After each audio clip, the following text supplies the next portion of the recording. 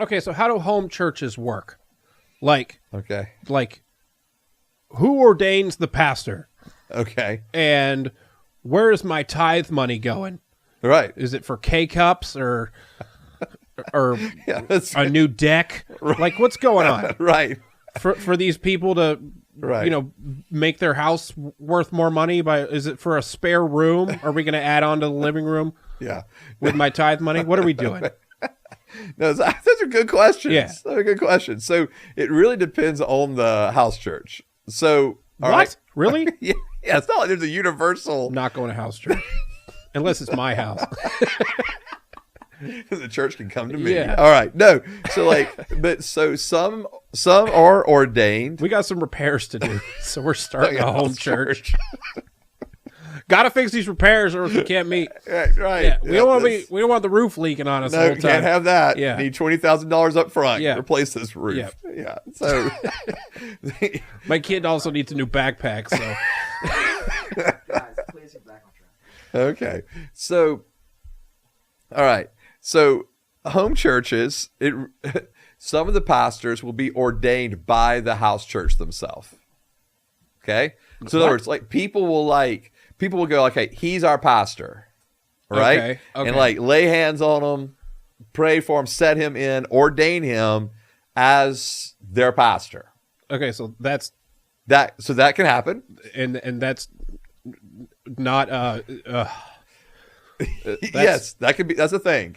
okay. All right. But that's not right. Right?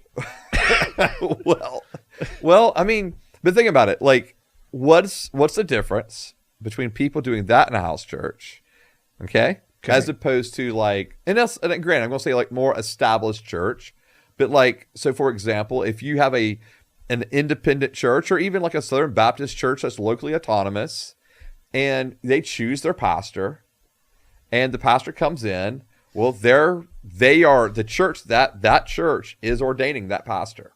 Yeah, but don't you have to be don't you have to go to school to be a pastor or whatever? Not necessarily. Well, Yes, no, a lot of denominations, especially if you're in denominational churches. right. I know we've talked about this before, Right. but it seemed like that people wouldn't really think a pastor is a good pastor unless they went to school for pastoring. Yeah, and I definitely see that. I can understand that, but then also I know pastors that have pastored really well without formal education. Okay. So I don't want to make that a prerequisite, but so especially in your denominational churches, they will have it usually in their bylaws or church constitution, something that the pastor has to have a minimum of let's say a master's of divinity. Okay. So your Methodist churches, your Baptist churches, Which is what you have. This is what I have. MDiv. Right. MDiv. Soon to be D-Min. Correct. How are you doing today, sir? A lot closer to having that thing finished. Hallelujah. All right. So yeah. So and I think even in our bylaws, we ask at our church, it's written in there. Or not. I know in our bylaws, it's written in there that there has to be formal education. Okay. If we were to hire, let's say, Formal Jesus education. I leave or get killed or Right. Whatever. Wow. Then well, I mean, Okay. I mean, let's say I'm heading home today and get, in an accident and I'm dead, right? Then they would have to say, all right, well, we need a new pastor. Here's our qualifications that we get to have. All right, anyway. But for a lot of independent churches or non-denominational churches, that's not the case. Some of them, I mean, we're an independent, we're an independent church. So some of them, like ours, have those qualifications put in there, but then others don't. How are you allowed to keep the name Methodist when you're independent? Because Methodist doesn't belong to just one group. Okay. Yeah. So there's United Methodist, there's Free Methodist. It's just an ideology. They're independent Methodist. Yeah. It's a reflection of our heritage as a Methodist church. Okay. For 190 plus years, right? That we are Wesleyan, kind of grounded in our theology. Anyways, so for some churches, setting someone in as a pastor, that's the local church is doing that. It just happens to go if you go into a larger church setting, they're praying for you and ordaining you and setting you in as the pastor. Whereas in other places, home churches, the network or the organization or denomination that's planting that church or helping plant that church, they will actually be the ones to ordain you as the pastor of that home church. So it can kind of go all over the place as far as pastoring is concerned. Well, maybe all churches should be home churches so that Christians can all get richer. What? So that Christians can all build wealth. Right. Just instead of throwing money at buildings Yes. and unnecessary upkeep. Yeah. You could throw money into your own building. Into your own home. Yeah. Right. Every time we rotate and give tithe, the money goes to that home. Yeah. And then you can improve your home, Right. accrue value, Right.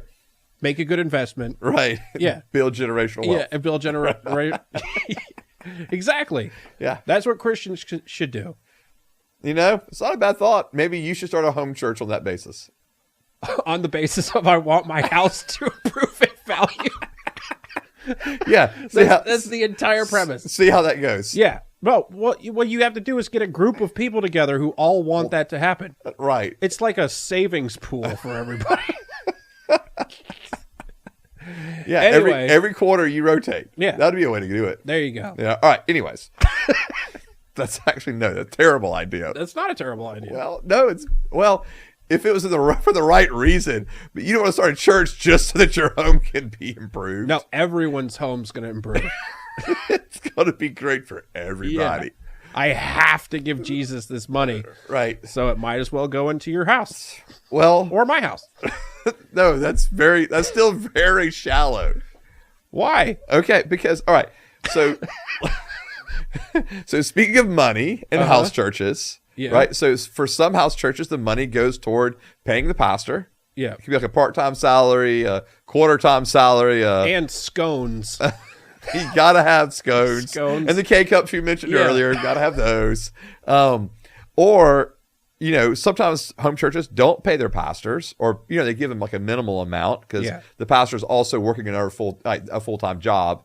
And so therefore they take their money and they give it to local or international missions.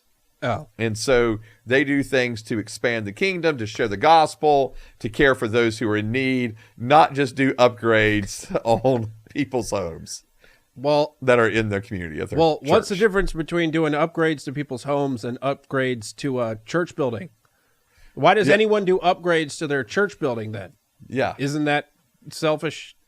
Yeah, I mean it's a good it's a valid question, right? Like we do upkeep at our buildings. Yeah. I mean we're doing upkeeps right now, upkeep in our building so that the building can continue to be accessible and safe and and you don't have water coming down through the roof and everything else. So that's all 100 of us should meet in someone's house. right, and then just rotate around. Yeah, rotate around and we can improve everybody's lives that way. Genius. I mean, and I'm gonna get into it later. I actually do have a bent toward house churches. Oh, well, I don't. I'm just thinking out loud. I know. So, but mine's a little. But you're going to say that even though people from your church listen to this? Yeah, but I'm going to. You're going to tell them to stay home. No. Keep listening, church family. You'll hear my thoughts here in a minute. Okay. On this. All right. Yeah. Is that it for that? Yeah. Yeah. All right, cool.